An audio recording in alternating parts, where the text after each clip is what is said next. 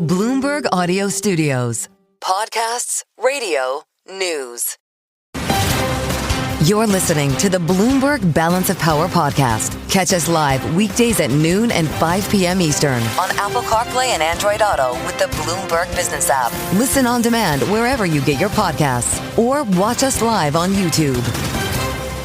I'm Tyler Kendall here in Washington alongside Joe Mathieu, and we are tracking closely after this consumer price index report, highly anticipated because, Joe, we weren't expecting to get it because, as we've been reminding you on this program, the government is shut down, and it has been for the last 24 days, and some of the data releases are not deemed essential. It takes time to collect the data, put together the reports, and ultimately release it. Yeah, how'd you like to be called into work as an essential employee and not paid for that? The question is why we didn't get the last jobs report, because that actually had been compiled, and we still haven't seen that, noting that there's, of course, a dual mandate at the Fed, and they need to see both the inflation numbers and the jobs data. But you already mentioned it. It's a cost of living adjustment that forced this CPI to be released. That's why we're talking about inflation data on a Friday. Right. And even more interesting, hearing the White House weigh in earlier when it comes to this inflation data, but also when we could get the next inflation data, saying that they are not expecting the October CPI report to be released. So if you're Michael McKee, it must feel like a Wednesday or something. Bloomberg International Economics and Policy Correspondent joins us now from World Headquarters in New York. Mike, this softer than expected reading says what to you? Is this vindication for the White House that tells us tariffs simply are not inflationary? No, it is not. And I would say that the White House has a good political case to make for people who don't follow the data. And it will look good for the president, and I'm sure we will hear many times about it, how he's brought down inflation, yada, yada, yada.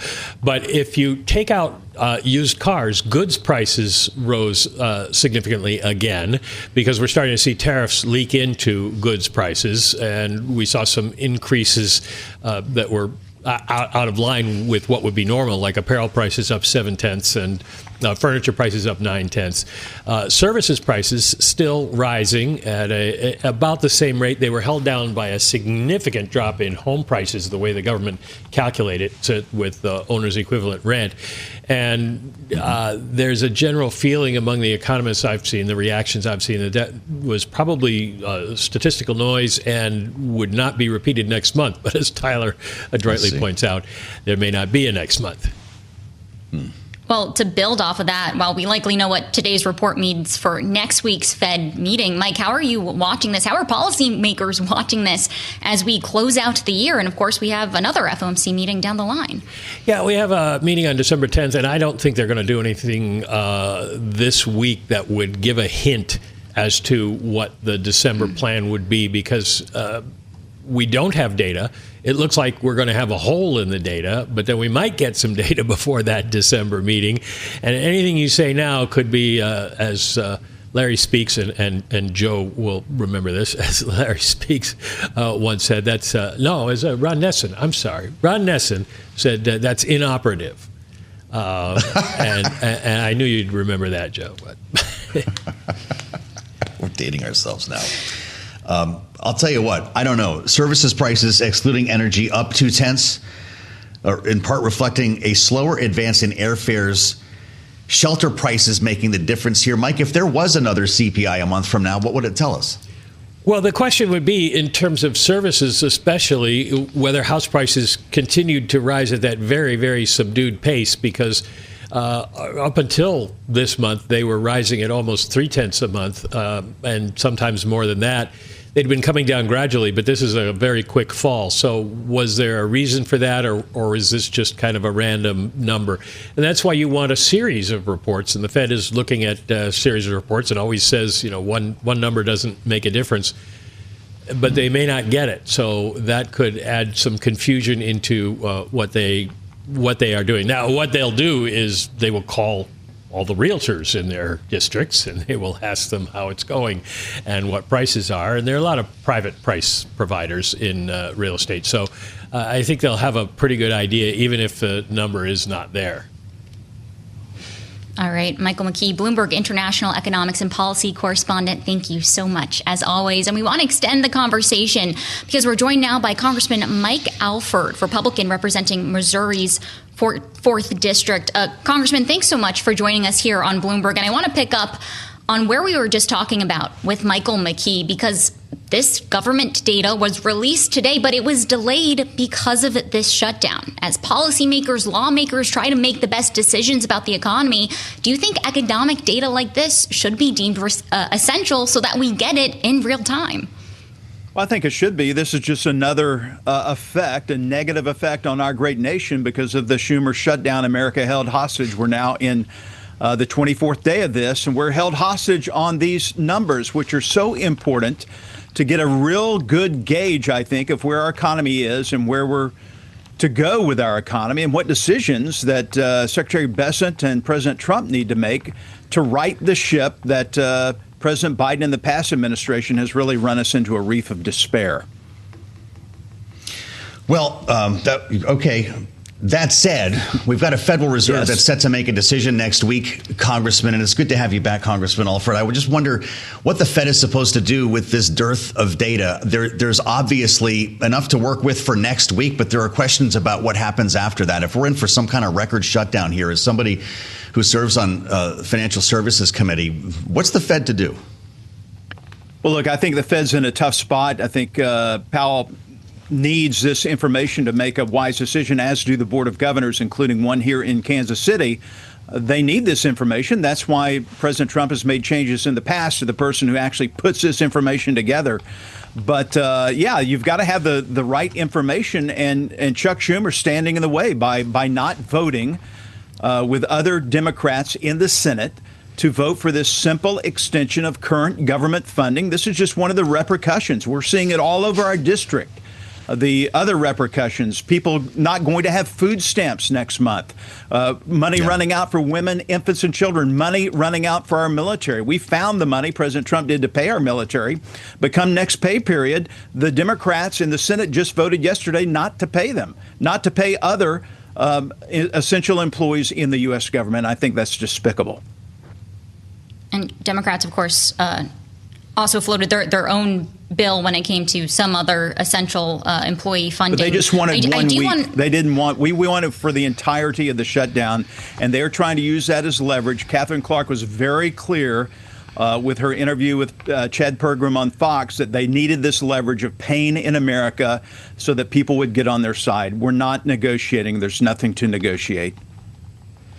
Well, Congressman, I do want to ask you about one point that you just made about this idea of a simple extension. Right now, the stopgap measure that lawmakers are voting on would fund the government until November 21st. We did hear from the Senate Majority Leader John Thune earlier this week, actually saying maybe it is time for the House to start thinking about coming back into session because you're going to need a little bit more runway, potentially. Do you think that your chamber should come back into session for this? Is a November 21st stopgap, is that date really still viable? I think it's very reasonable, and I think our chairman, Tom Cole, came out with a statement earlier this week saying that we can get this work done. Look, against a lot of odds, we got all 12 appropriation bills out of committee this year. Some of the Democrats were offering 40 and some odd amendments to these individual bills. We had 12 14-hour days of hearings and debate. We debated all these spending bills. We came up with about 7.3% in cuts overall. We cut 9 of the 12 subcommittees. We gave plus-ups to Homeland Security, our defense, as well as military construction VA. We got 3 off the House floor, and all we were asking is 7 more weeks to get our job done. The Democrats don't want us to return to regular order. They want a big omnibus bill at the end of the year, and we're not doing that. Congressman, your colleague from Missouri who chairs the Ways and Means Committee was with us yesterday. Jason Smith made some news suggesting that he was behind the idea of a full year CR that had been floated by John Thune and even the White House a couple of months ago. I just want you to listen to what he told us, and we'll have you respond. Here's the chairman. December 21st, 2026 is what I've been hearing up here as a suggestion, as an opportunity of a continuing resolution. As we know, we're operating under a year-long resolution from last year.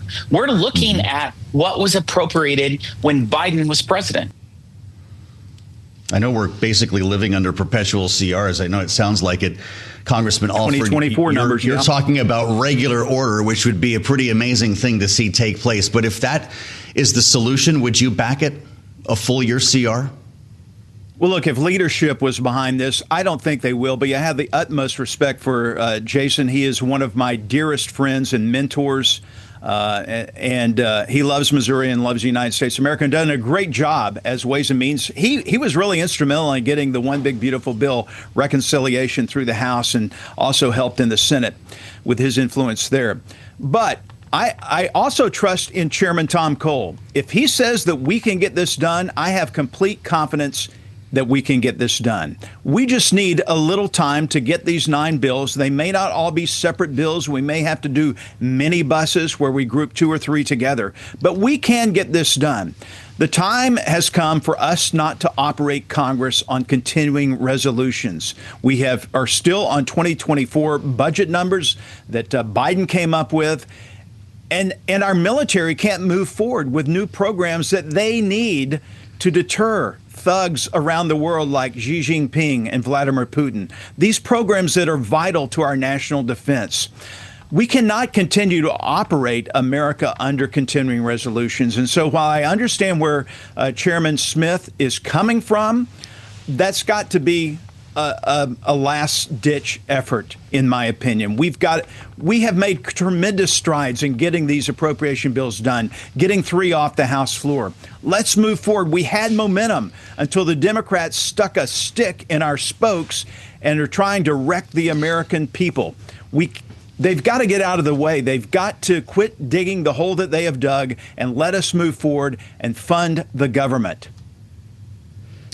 Congressman, you did bring up Xi Jinping there, and I want to quickly ask you about China, because that's another story that we're following very closely here at Bloomberg as President Trump heads overseas for this highly anticipated meeting with Chinese President Xi Jinping. I've learned that Missouri is one of the top 3 soybean-producing states in this country. What is going to happen if China doesn't agree to these agricultural commitments, purchases, since we know that they have not imported any U.S. supplies so far this harvest season? Yeah, I'm in a very ag-rich district just south of Kansas City over to Lake of the Ozarks and almost down to the Arkansas border. Our district borders Jason Smith's district, and he has a lot of ag there as well. We have 87,000 farms in the great state of Missouri. We are down from 95,000 farms just 2.5 years ago. Many of those farmers are soybean farmers, and they are about halfway through their harvest right now. We're getting a little rain right now, and that's delayed that. But they're having to put these beans in storage right now until the prices come back up. It is not helping not having a deal with Xi Jinping. I know that they love buying our protein. They love buying our pork, which we also have a lot of that here in Missouri. But they also love our soybeans. And so I think it's incumbent on the president to reach a deal with Xi Jinping to get this trade back going with our soybeans going over to China. I know the president has made some inroads in helping offset, mitigate some of the losses that our farmers and ranchers are seeing here in Missouri and across the United States of America. Thank God that we have this tariff money that's coming in, almost $400 billion right now. He is going to use $30 to $50 billion of that to replenish the Commodity Credit Corporation, which is overseen by Secretary Rollins in the U.S. Department of Agriculture. And that is going to help offset some of the losses in the short-term, I think, downturn for our farmers. This is short-term. I think in the long term, our farmers and ranchers are going to be much better off with the trade deals that President Trump is making. I would much rather have him as our negotiator than Joe Biden. Well, with that said, in our remaining moment, Congressman, there's been a lot of talk about Argentine beef around here lately, and you've probably heard this. Yeah. The president looking to do some more extra importing to try to lower prices, and that's got a lot of cattlemen and ranchers upset. Did you just give us the answer? Is the answer to eat more pork from Missouri? Hey, it's the other white meat, pork. I love pork. I heard that. I love I'm a carnitarian. I love chicken, beef, and pork. But look, I was just at a cattle auction barn in our district yesterday. Prices are extremely high. The ranchers are enjoying the higher prices because they have had such losses over the last couple of years. We have been under a level 4 drought in parts of my district for the last 2 or 3 years. And that has caused the price of beef to go up. A lot of ranchers have had to sell off their herd because they didn't have the grazing grounds, they didn't have the hay, and so a lot of the beef was sold off. We've got to get the 5 packing house companies under control. We've got to get back to local control, local ranchers, and local processors. That's going to bring the price down. Mark Alford of Missouri with us, the Republican on Bloomberg. Stay with us on Balance of Power. We'll have much more coming up after this.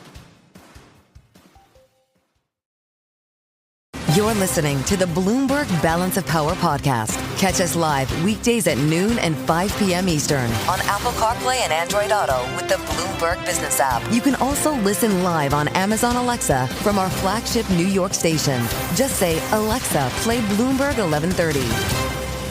Got a breaking news story that I'd like to share with you, and it will not be a surprise as Politico reports that Hakeem Jeffries is at last on board. We talked about this up and down yesterday following David Gura's conversation with the Democratic leader in the House. He will endorse Zohran Mamdani for mayor of New York, according to 2 people with knowledge of the situation talking to Politico, the nod coming after months of pressure and just before early voting begins Saturday. Did you hear that? That's what he told David. He couldn't answer it yesterday because he was waiting until early voting started in 2 days. But now we know that the Democratic leader is going to support the Democratic nominee in his own town. Also breaking overnight, unless you were up late, we blew up another boat. At the direction of President Trump, the Defense Secretary Pete Hegseth says Department of War carried out a lethal kinetic strike on a vessel operated by Tren de Aragua, a designated terrorist organization trafficking narcotics in the Caribbean Sea. This is, how we do this now. You got the video, the boat bouncing around until the thing blows up. This one looks a little grainier than usual, presumably a satellite photograph or maybe it's drone video. I don't know. I've got a lot of questions for Dr. Rebecca Grant about the way all of these things are working out. The B-1 bomber is nicknamed the Bone.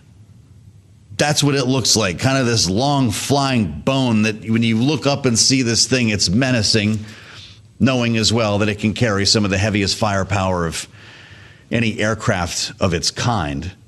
The sweep wings, the B-1 that we reportedly flew over Venezuela or near Venezuela in international waters. That was the Wall Street Journal story we told you about yesterday, as the United States continues to bear down on this country with a flotilla off the coast.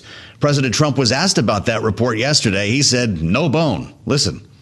There's reporting the U.S. just sent B-1 bombers near Venezuela to ramp up some military pressure there. Is that accurate? And can you tell us more about that mission? No, it's not accurate. No, it's false.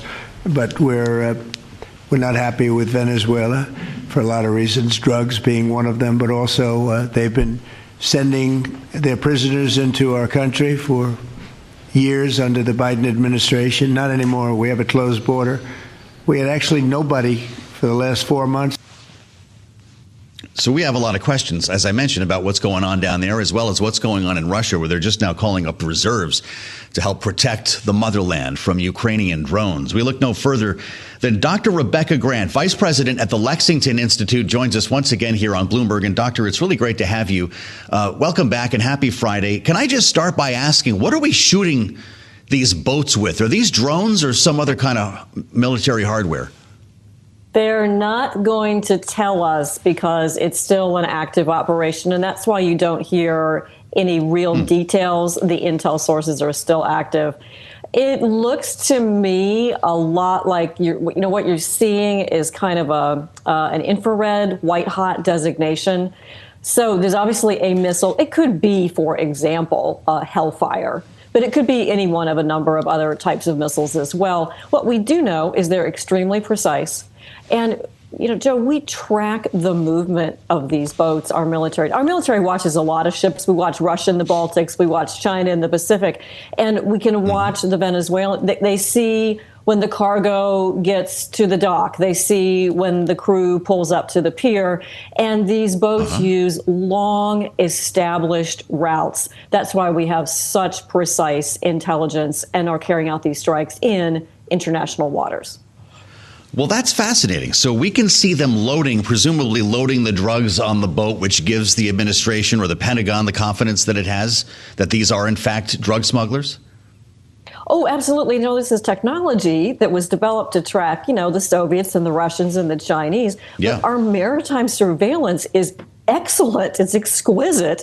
So you shift it over to the drug boats, number of different resources, drones, satellites, patrol aircraft, everything is all set. Maritime sensors are kind of a different group, and they're all tuned to do this. And yes, you could just see everything. So that's why the administration and Secretary Rubio especially is so confident that they know they are striking drug boats for sure. And of course, Venezuela is directly tied to it. All right, Cece's showing us now the unclassified footage here on YouTube of this thing blowing up. Cece's got all kinds of video, Doctor. It's kind of amazing. What we're looking at right now, is that from a satellite or is that from a drone or an aircraft at high altitude? Any of the above. It's hard. It's deliberately difficult to tell. But aircraft, drones, all have this, there's a lot of systems. All the ones you named have the ability to give some pretty good resolution stuff. Or it could be indeed a targeting pod also showing that. Sure, got so it. anytime a target's attacked, they've really carefully considered the weapons parameters and made sure there's not another boat nearby or any chance for unintended collateral damage. Okay, got it. This idea of us flying B-1s around, we had reported as well that we had B-52s flying nearby Venezuela. Is this just, if true, the president says we weren't flying B-1s. I don't know if you have a take on that, Doctor, but what would be the point of this? It's not reconnaissance. Is it just a projection of power? Oh, well, and the B-52s do have, again, an excellent overwater reconnaissance capability to go out and find and target ships. That's where the B-1, that BONE acronym, it stands for B-O-N-E, BONE, B-1. The museums call it the Lancer, but the crews call it the BONE. And remember, it did a lot of this work in Afghanistan, sometimes doing just a low pass. If a B-1 flies over you at 2,000 feet, as they often did in Afghanistan, that'll scare the living daylights out of you. But we're really trying to show power projection to Venezuela and to Venezuela's friends, the Russians, of course. I'm guessing it seems like it's within the realm of possibility that we were flying B-1s over there. Dr. Grant, I want to ask you about what's happening in Russia as well. As the president heads to Asia, there are a number of hotspots that he needs to worry about that may play into some of the talks he's having with President Xi, assuming that meeting takes place. Vladimir Putin today says it's time to call up the reserves.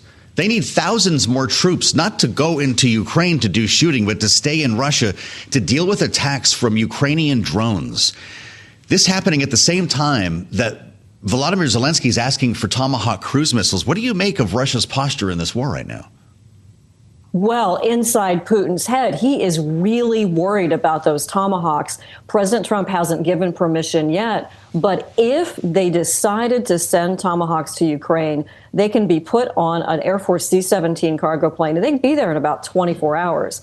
The Tomahawks and Ukraine's drone attacks present an almost insoluble problem for Putin of trying to defend air bases. There are 60 Russian air bases within Tomahawk range from Ukraine, and also to defend that oil and gas pipeline and energy infrastructure targets, a lot of it out in remote areas. They literally cannot put air defenses around every potential drone or Tomahawk target. And so we're seeing this partial Russian mobilization to try to beef up air defenses. Remember, Ukraine has very successfully hit some Russian bombers and warplanes on the ground with drone attacks, as well as really schwacking the energy infrastructure in the last couple of months. I know that they're getting some cruise missiles from European partners, but if in fact Volodymyr Zelensky got the Tomahawks he was looking for, what would that mean for the trajectory of the war? And is Donald Trump right that we only have enough maybe for ourselves? Tactically, Tomahawks would let Ukraine attack Russian energy infrastructure, the goal there being to push Putin to the table. We have a lot of Tomahawks. We've just sold some to the Japanese and to the Netherlands. And don't forget, the Army has some new hypersonic missiles like Dark Eagle coming along. We have the SM-6. We have plenty of missiles. There are enough there. So Trump doesn't have to decide right away. The goal of all of this, of course, is with the economic and the oil sanctions and military pressure from Ukraine on legit Russian targets to try to push Putin to at least agree to a ceasefire. I do find it interesting that we're hearing from Maduro now that they have 5,000 surface-to-air missiles that are ready for us. And I mentioned this, Dr. Grant, with a breaking story that just dropped here from Sean Parnell at the Pentagon. You may have known this was coming because I know you have great sources in the DOD. In support of the president's directive, it says, to dismantle transnational criminal organizations and counter narco terror, the Secretary of War has directed that the Jerry Ford Carrier Strike Group and Embarked Carrier Air Wing to the U.S. Southern Command area of responsibility. We're sending a carrier strike group down to the Caribbean. What does that tell us about what happens next? And the Gerald R. Ford is our newest aircraft carrier. They've just been in Europe. It's another fantastic use of aircraft carriers by President Trump. That means that they can have the most sophisticated aircraft there. And hey, you saw what aircraft carriers participated in hitting the Houthis in the Red Sea area. And I think Maduro needs to be very worried. Hey, don't forget, Secretary Rubio has a $50 million bounty on Maduro's head following an indictment by the Southern District of New York. I'm delighted to see the aircraft carrier Ford down there and really showing American presence in the Western Hemisphere. Well, is that it, though? Why are you delighted? Is it a projection, once again, of force, or are we going to use this thing? Oh, all of the above, right? It greatly extends the options. But I think what the administration wants to see is they want these drug boats to stop making these drug runs. And the Ford is going to give them much greater ability to do overwater surveillance. They can intensify the attacks if they want to. That's plenty of shooters in the area. Or maybe Maduro will come to his senses. The Ford can strike. It can carry out presence. Excellent platform for this. Doctor, it's great to have you back. I always appreciate your insights. Rebecca Grant knows this stuff inside and out. Clearly, the vice president at the Lexington Institute. Stay with us on Balance of Power. We'll have much more coming up after this. You're listening to the Bloomberg Balance of Power podcast. Catch us live weekdays at noon and 5 p.m. Eastern on Apple CarPlay and Android Auto with the Bloomberg Business app. You can also listen live on Amazon Alexa from our flagship New York station. Just say, Alexa, play Bloomberg 1130. Welcome you to the threshold of the weekend.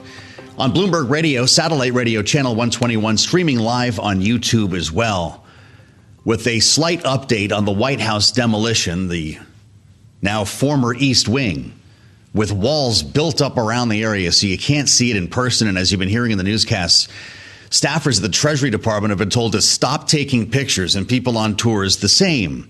Enter Charles and Judith Voorhees taking the matter to court, filing a motion in Washington federal court just yesterday asking a judge to halt any further damage to the White House while the legality of the project is assessed, knowing, of course, the administration says that they're well within their rights to do this. The motion seeking a temporary restraining order against the demolition, arguing that it's taking place, quote, without legally required approvals or reviews, unquote. I don't know if the Voorhees have seen the White House lately, but you might be a little late. Unless, of course, they're planning to take down the West Wing.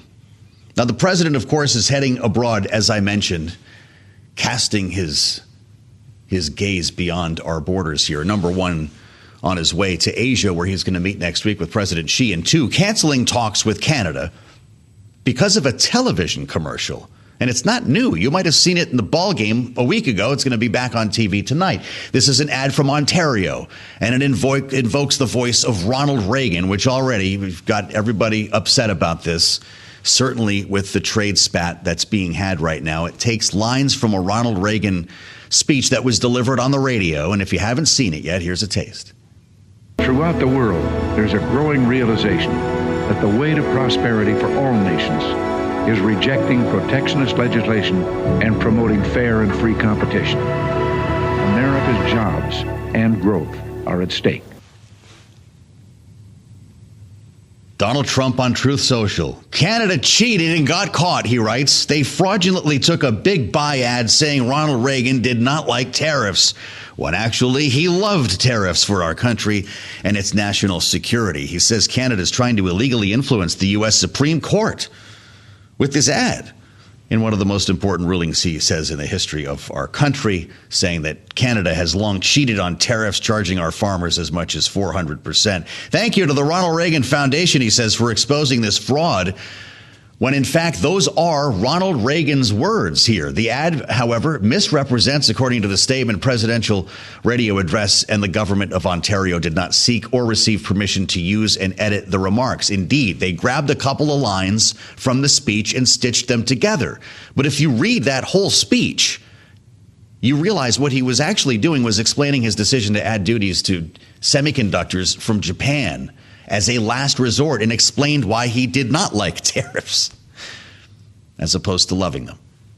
Let's assemble our political panel and get their thoughts. I have a feeling that they'll have a few. Bloomberg Politics contributors Rick Davis with me here in Washington, Jeannie Shanzano in New York. Rick is Republican strategist and partner at Stone Court Capital. Jeannie is Democracy Visiting Fellow at Harvard Kennedy School's Ash Center. Happy Friday. Great to see you both. People should know, if they don't already, Rick Davis actually worked in the Ronald Reagan White House. And as a Republican, I think we can start with Rick here, because I'm pretty sure that the word tariff was considered a swear word in Republican politics until Donald Trump came along. Rick, did Ronald Reagan love tariffs?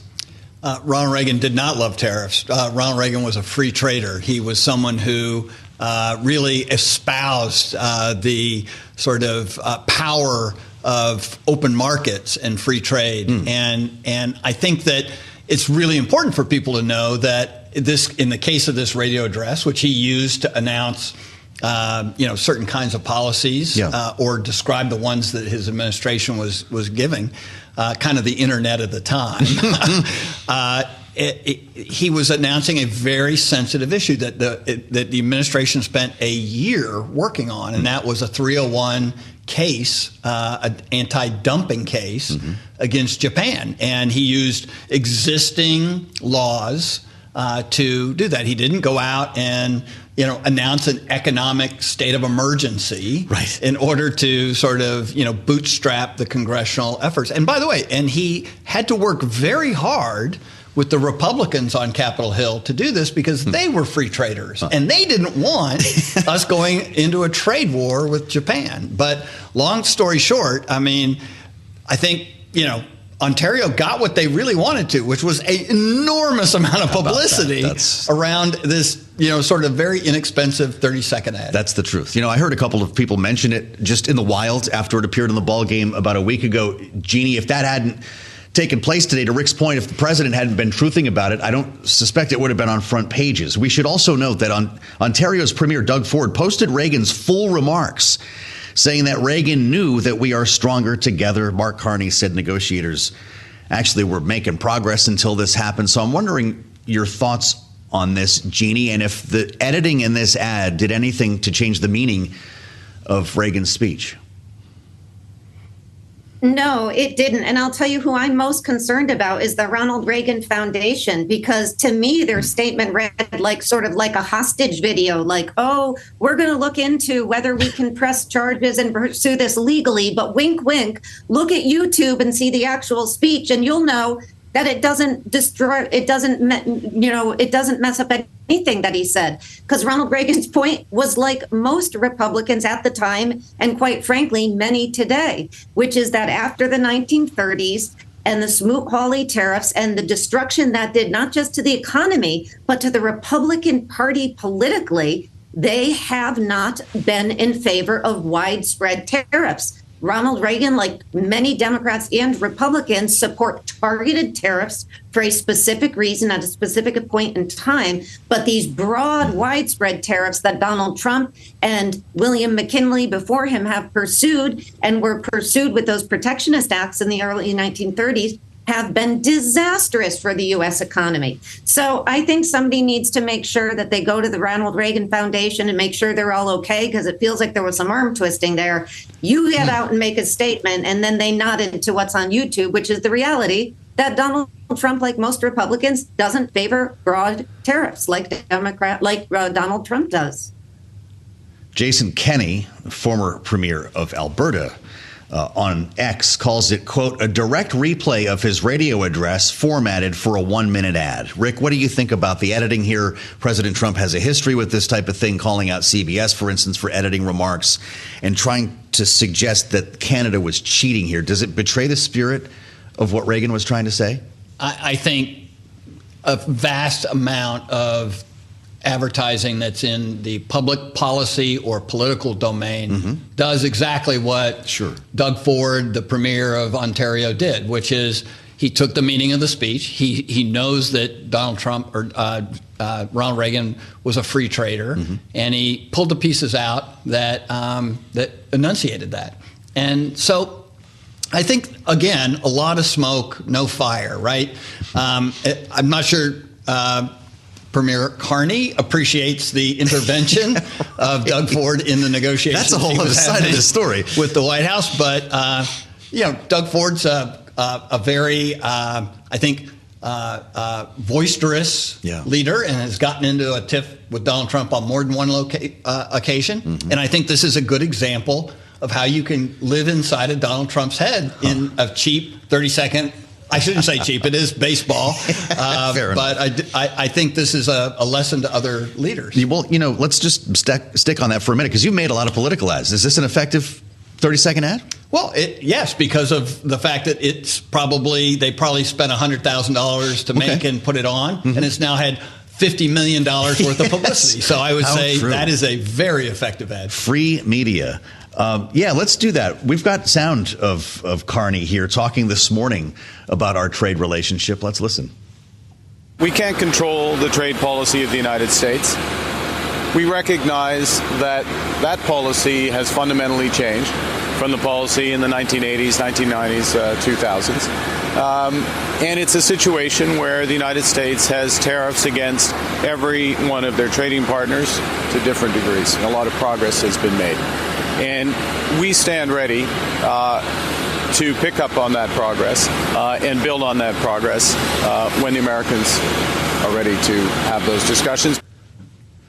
I don't know when the Americans are going to be ready, Jeannie. He's going to be in Asia. He'll be at the APEC and ASEAN summits next week. Does Donald Trump have a little pull aside here? Does Carney have to demand the ad come off the air?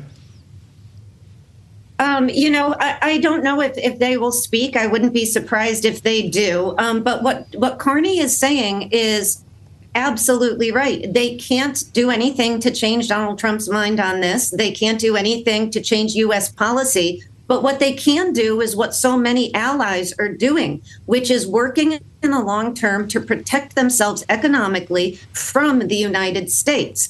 And that is good for them and bad for the United States security, economy, long term. We have allies for a reason. We need their support, and we need it both economically and we need it from a security perspective. And all this broad spread tariff policy has done since it was announced is alienate the United States from its closest allies. And if there was a good sound reason the president could offer for the policy, it would make sense, but he, for Canada, goes for everything from fentanyl to immigration to raising money to returning manufacturing home. And so it is a confused policy. It is a president who apparently is up in the middle of the night, triggered by ads that are a week old. And this is no way to set sound policy. And doing it at a time he set it over to Asia. And also the Supreme Court is hearing a case on whether he has this power to set this policy to begin with. So at the front time for the tariff policy, and the president is making decisions that are not in the long-term best interest of the United States. That's clear. Ronald Reagan knew it, and Donald Trump should swallow that and learn the lesson. Boy, a lot there as the president prepares to board the jet here. Rick, he's going to be flying out late tonight after 10 p.m. on his way to this summit. The point has been made that he won't get the carpet rolled out quite the way that he did on recent trips to Europe, for instance, that this is going to be maybe a more difficult trip as he works up to the meeting with President Xi. How will his reception be impacted by everything we're talking about here? It's hard to tell. It certainly puts his back up before he boards the train. Yep. And, he is an emotional animal, right? So if he's in a bad mood when he lands, either, a lousy breakfast on landing or, somebody has announced a trade sanction against him. Right. Those things affect his demeanor and his relationships with other heads of state. And different from Europe, where he's really gotten to know these guys particularly well, I think it's still a growth plan in Asia to sort of develop these relationships, develop the bilateral relationships between the U.S. and some of these countries. And so it's much harder work than hanging around the guys from Europe who you've gotten to know quite a bit. And frankly, outside of trade, the issues are much more intractable. In other words, yes, you have a shooting war in Europe, but you have the potential for an existential war in Asia with China. And so all of that sort of clouds the proceedings here. And so I think that this is going to be a much harder work for the president. And it will appear more like a working trip. It's not just a big party where everyone's going to take a picture and walk the red carpet. Exactly. We're not always used to those, and we're going to be covering that, of course, over the course of the weekend. Tyler Kendall will be wheels up to Asia as well, bringing us reporting throughout next week here on Bloomberg. Thanks for listening to the Balance of Power podcast.